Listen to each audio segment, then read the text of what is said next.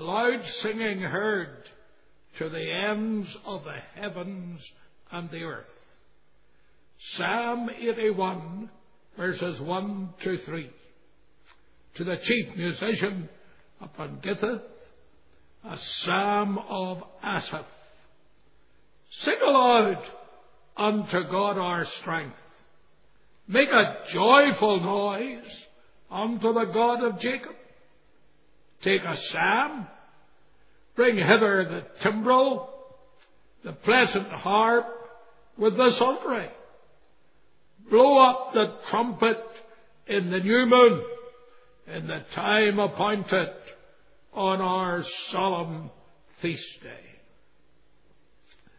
I want to look first of all at the strength of this song. There must be no curtailment. There must be no concealment.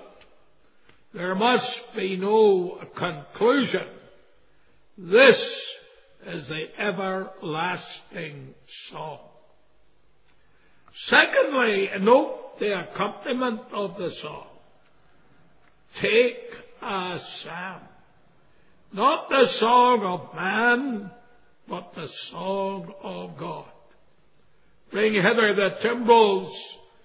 Start up the dancing. Exodus chapter 15:21. And Miriam answered them, Sing ye to the Lord, for he hath triumphed gloriously.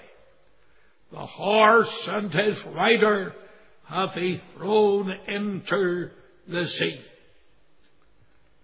Thirdly, the author of the song, the Holy Spirit of God. He put a new song in our mouths, even praise unto our God. This caused a spiritual epidemic and brought the whole camp into melody. The joy of the Lord becomes their strength. Surely it is high time to wake out of our sleep.